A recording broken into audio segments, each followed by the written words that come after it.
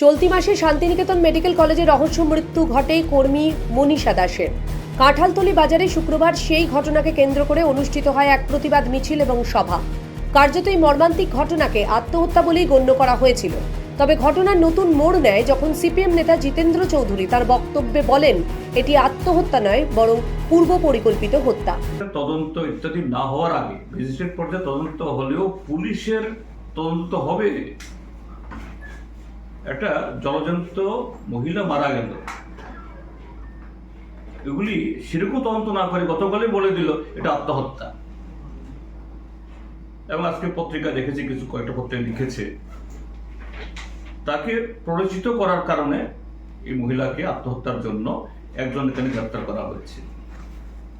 তো সবটা মিলিয়ে তো বোঝা যাচ্ছে যে এরকম একটা জঘন্য ঘটনা হওয়ার পর পুলিশের তরফ থেকে, সরকার তরফ থেকে যে ধরনের সিরিয়াসনেস থাকা দরকার নেই। শুক্রবার মিছিলের মুখপাত্র এবং প্রধান বক্তা হিসেবে উপস্থিত ছিলেন স্বয়ং এলাকার বিজেপি বিধায়ক রামপ্রসাদ পাল।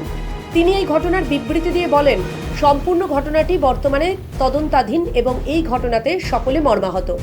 এই ঘটনা নিয়ে বক্তব্য রাখতে গিয়ে তিনি আরও বলেন, এটি আত্মহত্যা, যার খবর আগে থেকে পাওয়া গেলেও বাঁচানো যায়নি মনীষাকে।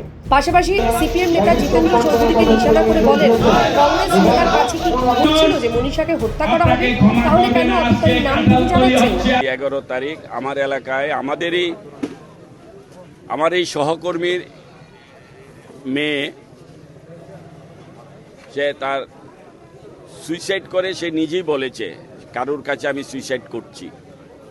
কিন্তু সুইসাইড হওয়ার পর আমরা জানতে পেরেছি এবং যার কাছে বলেছে তার মাধ্যমে, যে লোকটার কাছে সে বলেছিল তার মাধ্যমে।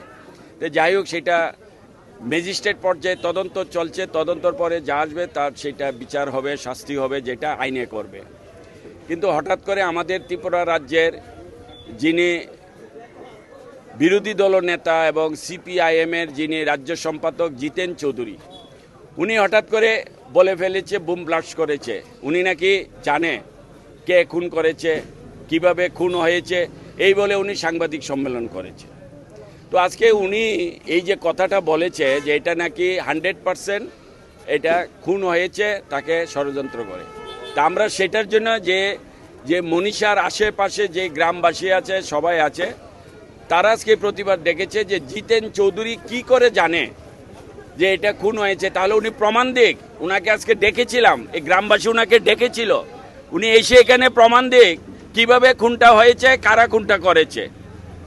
কিন্তু উনি সেটা তো আসেনি, উনি আবার উল্টাপাল্টা বলছে।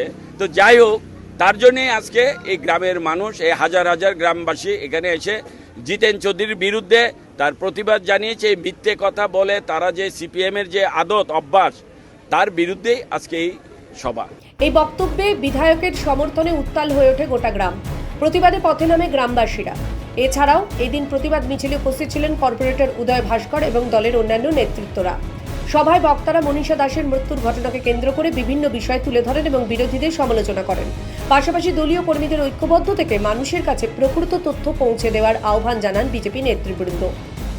ত্রিপুরা থেকে দেবাশিস বসুর রিপোর্ট, সিএন ত্রিপুরা।